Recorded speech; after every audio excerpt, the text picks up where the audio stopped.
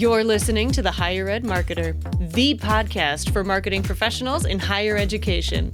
Join us every week as we talk to the industry's greatest minds in student recruitment, donor relations, marketing trends, new technologies, and much more. If you're looking for conversations centered around where marketing in higher ed is going, this podcast is for you. Let's get into the show.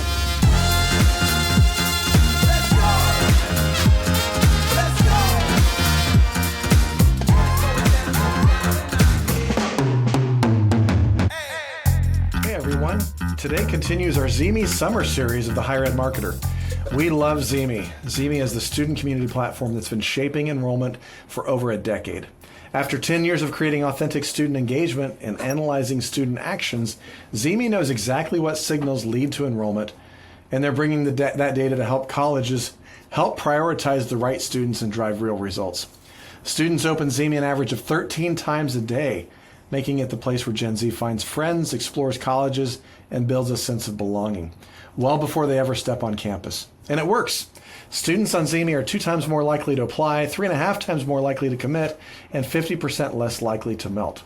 Ready to make a recruitment smarter and more effective? Join the ZeeMee movement at ZeeMee.com and let them know that the Higher Ed Marketer sent you.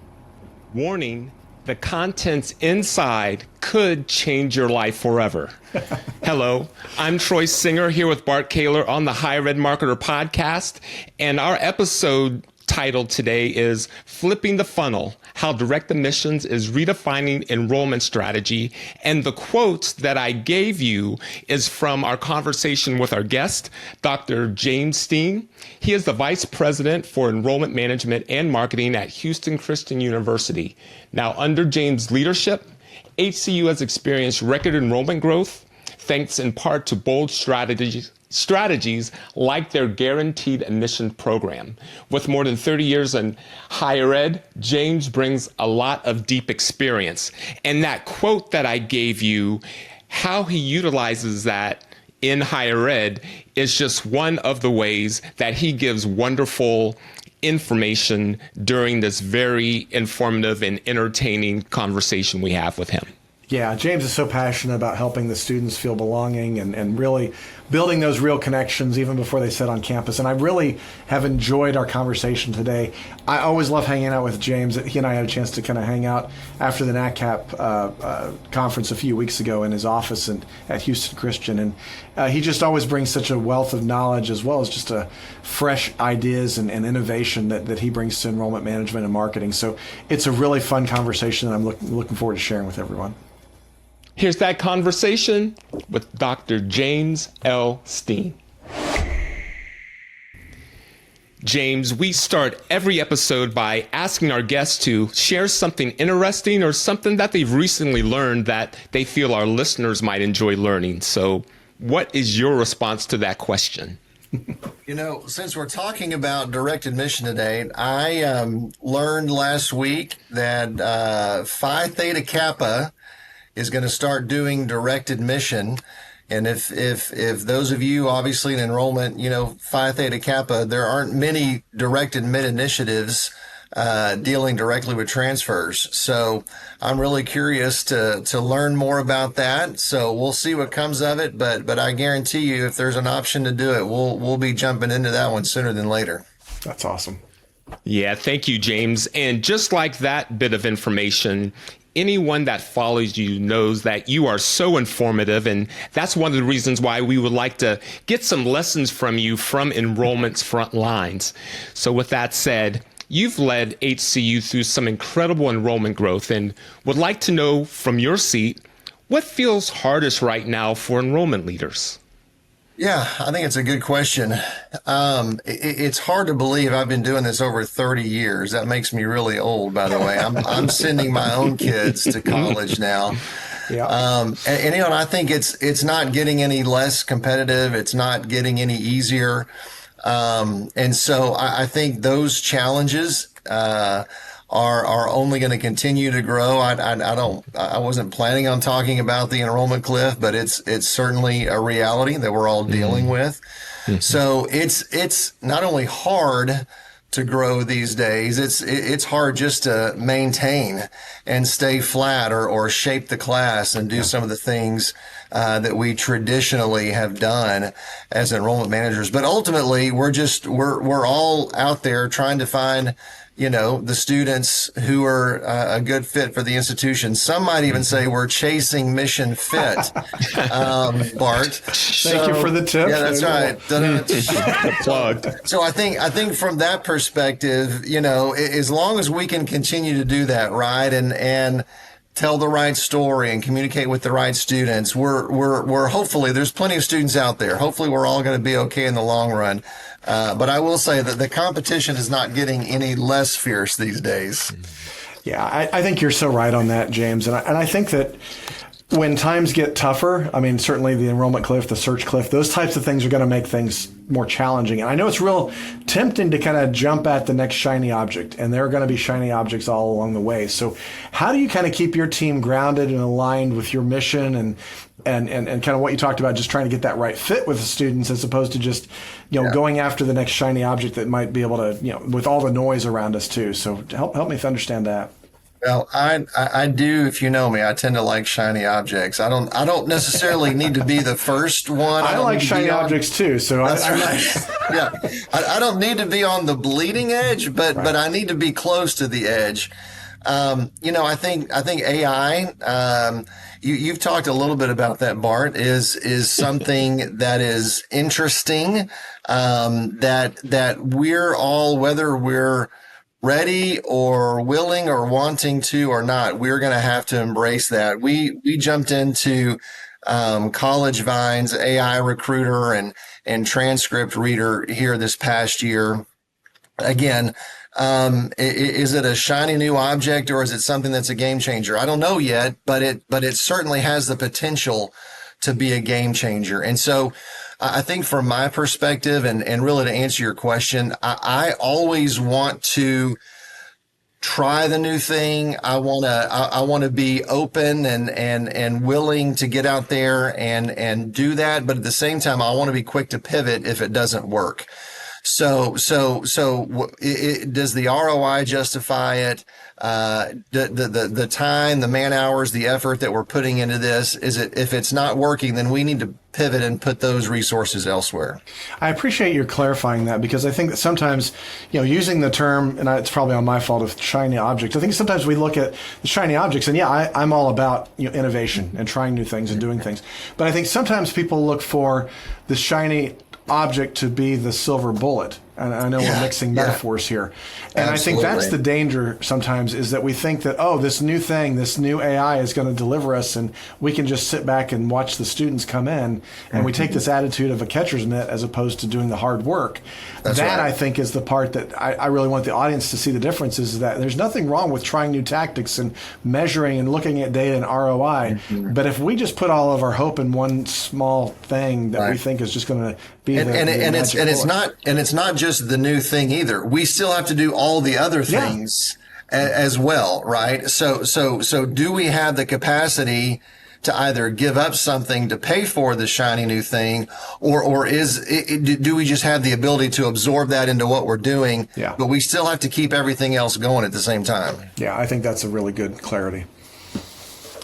James, what role has storytelling played in helping stakeholders, both internal and external, understand and rally behind the direction HCU is headed?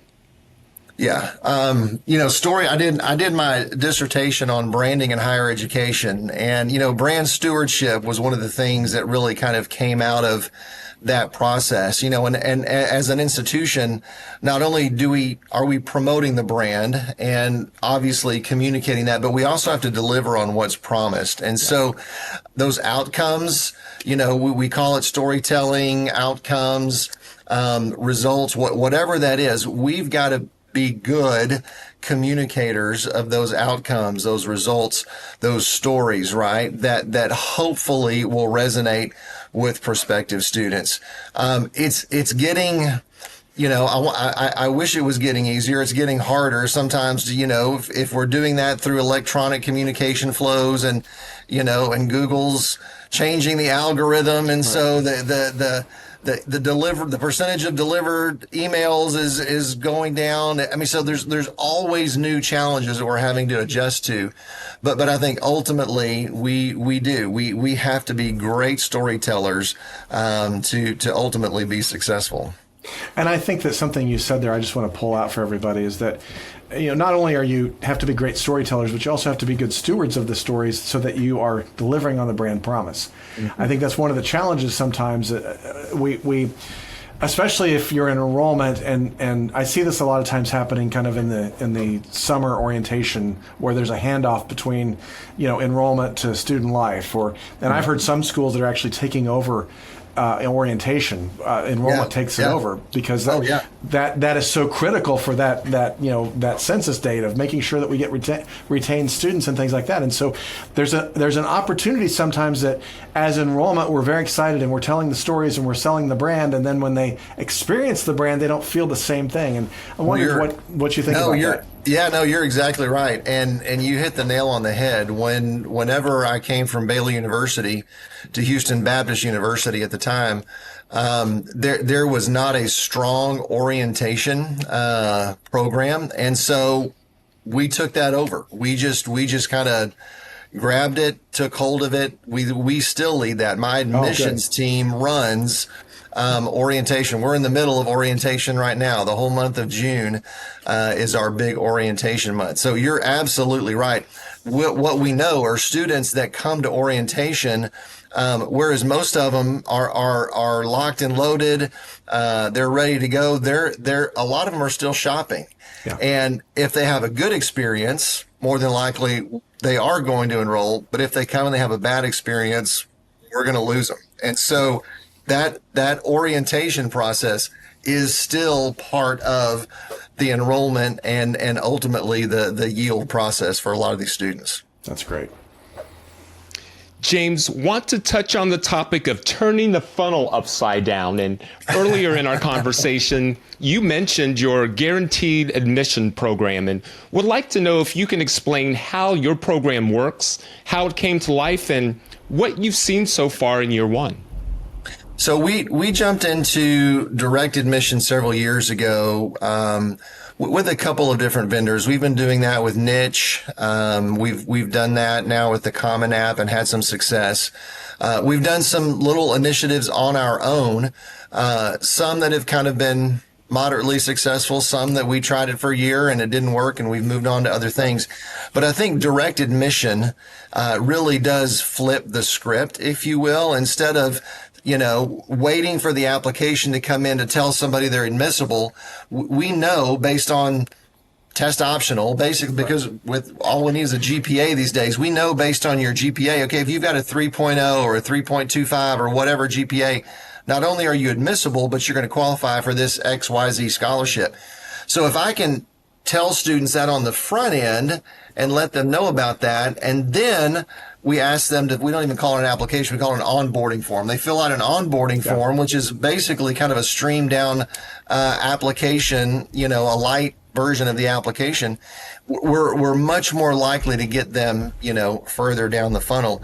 So we've been doing direct admission for a while. I'll give a shout out to my friend Melody Ferguson at Pacific Lutheran. We were co-presenting together last year on direct admission at the RNL conference, and they're doing something similar to this. And so I came back from the conference literally a year ago in July and told everybody, we're going to do this thing. I want to call it Guaranteed Admission Program, or GAP. So what we're doing is we're partnering with local school districts and using a memorandum of understanding and a data sharing agreement.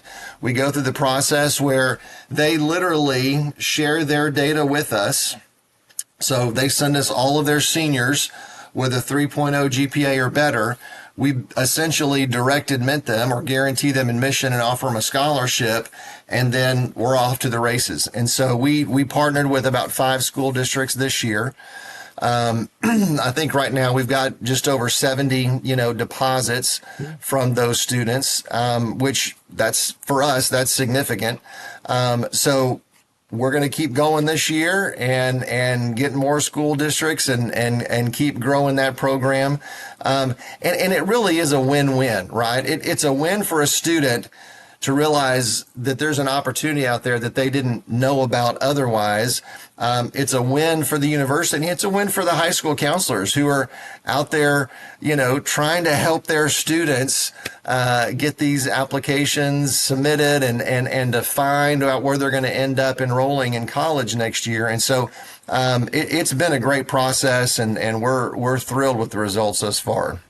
I like that. And a couple of things I really like about what you said that I want to point out for everybody is that I like the fact that you actually changed some of the terminology as part of that program. The idea that we don't call it an application, we call it an onboarding form. I think that's really important because it does a couple different things. One, just by the fact that you've got a direct admissions program, the guaranteed admissions program, you already are breaking out of the noise of what these students are seeing because everybody else is apply now, and all of a sudden you're saying, hey, you're already in. All you have to do is do this onboarding form. And so by breaking the silence and the noise of the upfront where, apply now, you've broken the noise. Then when you get their attention, you're like, okay, well now go ahead and do the onboarding form. It's like, nobody else is talking about onboarding. This is interesting. What's that? So I love the fact that that's part of it. And I think that's what is so good for everybody to understand is that when you're going to start something new, you've got to establish it out there as a zebra. There's so many horses running around. You've got to make sure that what you're doing is different enough. And it goes back to the differentiation that I talk about in my book and everything. You've got to stand out differently. And so as I reflect on that, certainly as you do that, I mean, it sounds like a fairy tale, but there's certainly roadblocks and maybe aha moments that you would say, don't forget to do this, people. So and you mentioned that the funny little zebra comment of something fun we're doing with it is I was driving down the interstate and I was behind an Amazon truck. And it had this, warning, contents inside may cause happiness, and I was kind of behind it, and I'm just driving along. I thought, oh, that's kind of cute, and I thought we could use that, how could we take that and use that? And so on our postcard, that we send out for this, it says, warning, this offer will change your life should you choose to accept it. I love that. And so, but it's this postcard that says, HCU wants you, and then this little warning label. It's like, what is that? So, but it was just a fun way to hopefully get their attention and make them realize this is something different and unique that they wouldn't know about otherwise. Yeah. And I think that what you just said there, get their attention. Because too much of marketing is just me too. And when you can get their attention, that's why Amazon puts that on the back of their truck. Everybody's used to just seeing blank backs of trucks or serial numbers. Right. I just think that's great. So kind of lean into where you can. That's perfect. Yeah. James, we know that Gen Z expects simplicity and speed. How do you see Gap aligning with what today's high school seniors are actually looking for? Yeah. I think for Gen Z especially, this is kind of the perfect win-win scenario as I mentioned earlier, because we're not asking them to jump through a bunch of hoops just to find out that they're not only eligible for admission, but that they're guaranteed, a pretty significant scholarship. So, so by putting that offer in front of them earlier and really kind of as the offer, as opposed to, the ultimate, process of admissions offers, I think we're really kind of helping them move the ball forward faster. I've got teenagers, and the path of least resistance is a real thing. So if there's something we can do to hopefully make things easier, I think it's going to be a win for everybody. Yeah, I like that. And I like the fact that making it easier. I've been working with some different schools lately where it's challenging because their financial aid department reports up through a different line item. And there's been a lot of fumbling and missteps because, oh, you told them this and now we've got this and it's late to get the packages out and things like that. So help me understand that, because I know at the end of the day, so many times I find schools try to work the student into their process as opposed to us working into the student's process. So how do you guys kind of think through that? Because you kind of alluded to that where we want to make it easier for the student. Talk through that a little bit. Well, if you've ever heard me speak at a conference, I'm usually getting on my soapbox about, railing against application fees or, barriers to entry. Really, direct admission is the ultimate, non-barrier to entry, because we're literally making an offer to somebody that's never even filled out an application. And so, and the population that we serve, we're a predominantly minority serving institution.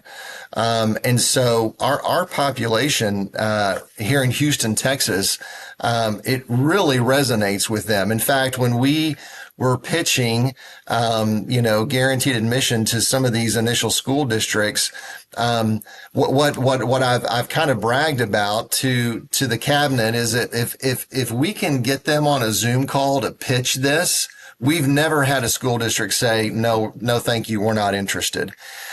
So we've already got 4 or 5 more on the hook. And the hard part for us is really getting the right individual from the school district on the phone to be able to pitch it, because once we pitch it, it's just such a no-brainer for them, because it makes it so much easier for students, and they see the benefit in that as well. Now I would like to ask you to speak to building community before the students get to campus. You've said before that students are looking for more than a transaction, they're looking for connection, and would like to know how you're fostering that sense of belonging even before they enroll. Yeah, I think to that point, the campus visit is still very critical and essential. After, post-COVID, we all kind of went and relied maybe a little too heavily on our virtual tours and, all the, the video content, and all of that's brilliant. We need every bit of it, but there's nothing that's going to replace getting a student on campus and them seeing the facilities, experiencing, the current student body, and seeing themselves hopefully in that role. So I think that's the ultimate way to connect to students. Plus, I think we've got to have admissions counselors who really do foster and develop, strong relationships. And one of the things that I love is when my admissions team, we're talking about a situation, or students, oh no, that's mine. And they get really possessive over, no, that's my student, right? No, I talked to him, or no, I called her, and they know these students because they've cultivated these relationships with them. So ultimately, the latest, greatest email campaign or digital campaign or marketing, whatever campaign, that's all great, but the rubber hits the road where it comes down to, I know you and you know me, and really building that relationship. Yeah, I really like that, and I'm glad we're talking about relationships, and we're gonna keep talking about that. But I came across a quote this morning, and this is the first time I've shared this with anybody, so I just want to get your take on it, because it came from Mark Cuban, who's another Texan for you. He's got a tie to Indiana. He went to IU, so we can share that. We won't hold that against him. That's exactly right. He had a quote this morning that said, within the next 3 years, there will be so much AI, in particular AI video, people won't know what they see or hear is real, which will lead to an explosion of F2F engagement events and jobs. I didn't know what F2F engagement was. I don't either. It's face-to-face.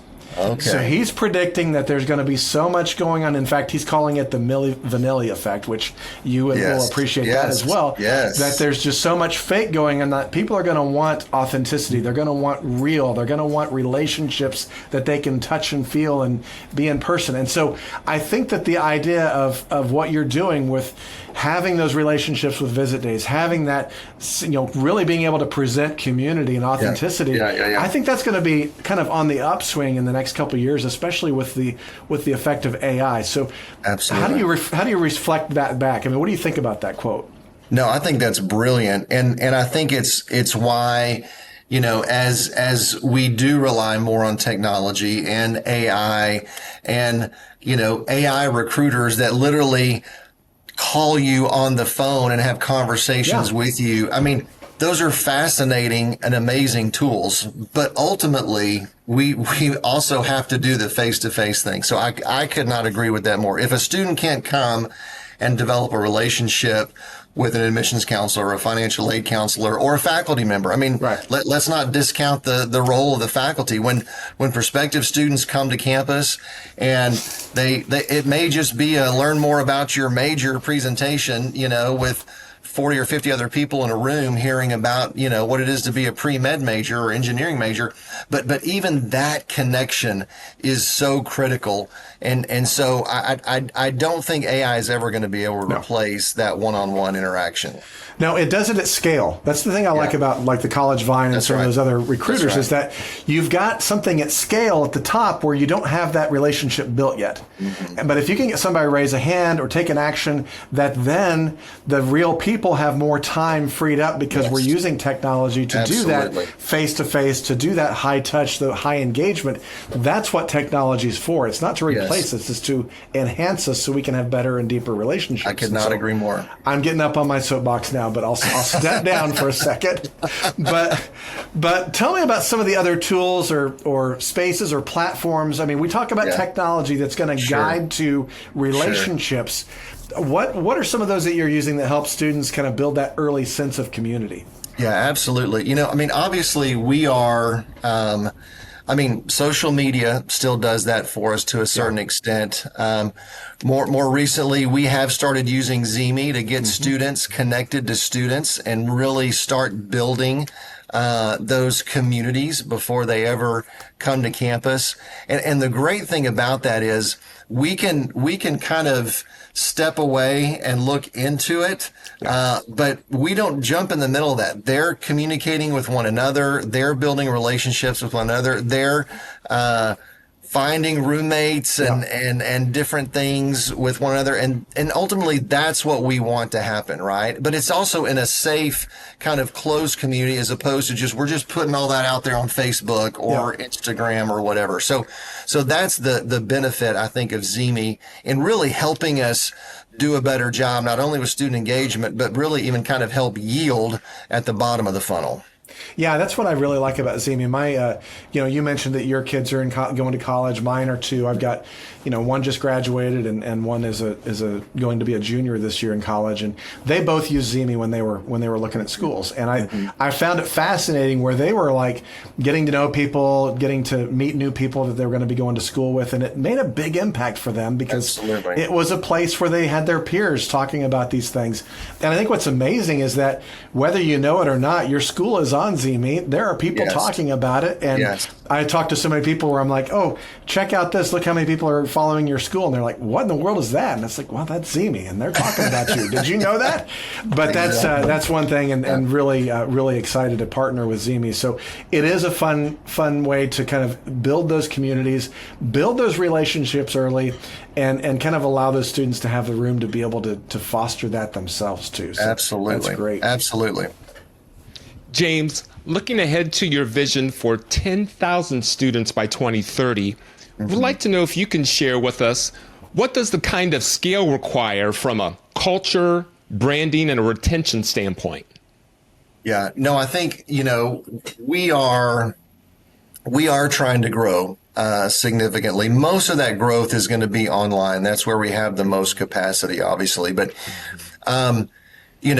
thinking about scale, thinking about capacity, we're bringing a new science building online in the fall of 26. We've broken ground on that currently. We're working on new options for housing, and have a great plan for that as well. Expanding parking. I mean, those are the good kind of problems to have. But I think to your point, we also have to be able to scale, relationally and branding and messaging all have to be scalable as well. And we have to be able to be creative. And that's that part of being an enrollment innovator that I like to talk about, that we should all, as enrollment managers, be trying something new every year. Maybe it's a big new thing. Maybe it's a little new thing. Maybe it's something that costs money. Maybe it's something that we can do on our own for free, like this guaranteed admission thing with school districts, whatever that is, we need to be trying something new every year. Some things are going to work, some things are not. But if we're training ourselves to do that, we're always kind of looking for the next thing, the new thing, to hopefully build in that extra capacity or grow the top of the funnel, right, if you will, to hopefully give us an opportunity to pull more down ultimately to the bottom and enroll more. Yeah, I think that your comment there on really focusing on innovation is important, and it doesn't have to be way out there, far out there innovation. Sure. It's just it's blocking and tackling a lot of times. It's just getting 10% better every time. It's whatever those things. But I also appreciate what you just said about growing 10,000. That the capacity is in online, but we talked about culture. We talked about those types of things, and I think that everything that we've been talking about in this conversation, even as it relates to orientation and how to sell the brand promise, that applies just as much to online as it does to traditional. Absolutely. And I think a lot of times people kind of forget that. It's kind of like, let's set it and forget it. Hey, we're just going to turn it on. They're going to come. But man, the most successful programs are the ones that really integrate their culture and who they are as an institution into those online platforms. Yes, it's an LMS. Yes, it's these things. But man, you can still do what makes you uniquely you in those situations. So absolutely. Is that part of the way you guys kind of look at it as well? It is. And we have a separate kind of online division versus traditional on ground. However, we're very well coordinated, and there's a lot of things that we're doing from a marketing perspective to come together to make sure we are consistent, right? That's not always easy to do. But, we just had a conversation this morning about digital marketing and who's doing what. And we don't want to overlap or compete for the same, don't cannibalize your own name. Pay-per-click words, right? I don't want to bid against, my colleague down the hall. But at the same time, we want to make sure we're creating the right community. We're communicating to students who we are, the storytelling, the branding, and then ultimately we got to deliver on that promise and be who we say we are. Yeah, excellent. James, if you would, is there a final piece of advice that you would give to enrollment and marketing leaders who want to drive innovation but may feel stuck in legacy systems or silos? Sure. Yeah. I mean, I think, ultimately, and we kind of hinted at this earlier, you've got to fly the plane, right? I mean, ultimately, new shiny toys, things blowing up, challenges, whatever they are, we still have to fly the plane. And I still think there's way more capacity doing what we've always been doing, but even just tiny little tweaks here and there and incremental changes, if we can do a little bit better at every stage of the funnel, ultimately I think we can still move the needle. And so it's not always about the new shiny toy. Sometimes we just have to keep doing what we're doing and doing it a little bit better every year, and we're going to hopefully see that incremental growth and those changes. That's awesome. Thank you. And everyone, our guest today has been Dr. James L. Steen, Vice President for Enrollment Management and Marketing at Houston Christian University. It's been a great conversation, James. And if any of our listeners would like to connect with you or follow your work, what's the best way for them to reach out? Absolutely. Yeah. Message me on LinkedIn or just shoot me an email directly at jsteen@hc.edu. I'd love to hear from you. Wonderful. It's been a great conversation. Thank you for all that you've offered. Absolutely. Thanks, Troy. Appreciate you, Bart. Always great to visit. All right. Bart, what would your final comments be before we close the episode? Well, I always love hanging out with James. I love his innovation. I love his ideas. I always like to geek out over ideas with him, and so it's fun to have him on the podcast again. And if you didn't hear him the first time, go back and listen to about 3 years ago. We had him on the podcast as well. So great time together. But I just love the fact that we talked a lot about innovation. We talked about either from innovation on like new ideas like AI and these college admissions counselors that can call out on your behalf, all the way to something like the guaranteed admissions program, the GAP.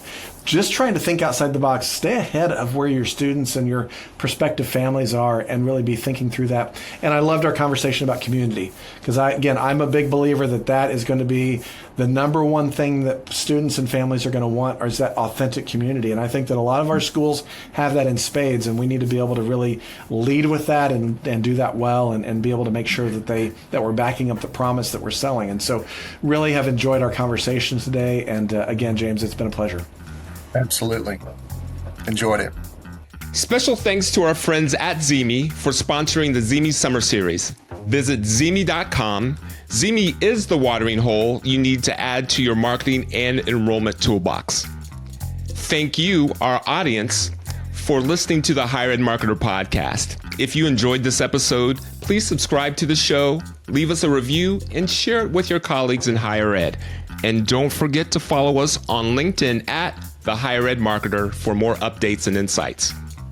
The Higher Ed Marketer podcast is powered by Kaler Solutions, your go-to partner for higher ed mission fit marketing strategies, enrollment and branding needs, and sponsored by Ring Digital, your ad targeting experts for higher ed, putting you in front of your specific prospects and inquiries with provable, measurable increases in lift and yield.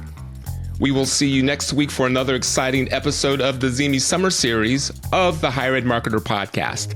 Until next time, wishing everyone happiness and success in higher ed.